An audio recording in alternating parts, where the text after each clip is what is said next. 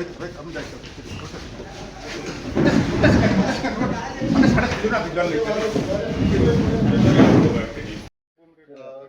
ଭାବରେ ଅଣା ହେଲା ସେଇଠୁ ବିଶାଖାପାଟଣାରୁ ଧରିକି ଅଣା ହେଲା। ନାଇଁ ସେ ଟାଉନ ଥାନାରେ ସେଇଟା କେସ୍ ହେଇଥିଲା ଗତ ଏପ୍ରିଲ 27 ତାରିଖରେ ଏବଂ ତାରପରେ ଆମର ସ୍ପେଶାଲ ସ୍କ୍ୱାଡ୍ ସୁବ୍ରଜିତ ଏସ୍ଆଇ ସୁବ୍ରଜିତଙ୍କର ନେତୃତ୍ୱରେ ଟିମ୍ଟା ଲାଗିଥିଲେ।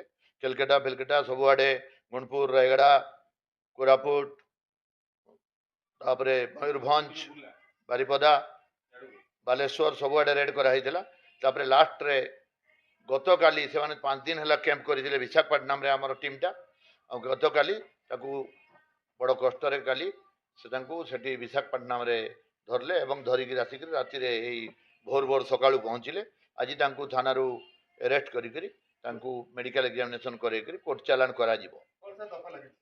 ଦଫା ଲାଗିଛି ପୋକ୍ସୋ ଆକ୍ଟ ଲାଗିଛି, ରେପ୍ ଲାଗିଛି, ତାପରେ ଇଏ prohibition of child marriage act ଲାଗିଛି, ସବୁ ଏମିତି ଲାଗିଛି ସବୁ କେସ୍। ଆଉ ସେ ଆଜି ଚାଲାଣ ହେବେ କୋର୍ଟକୁ।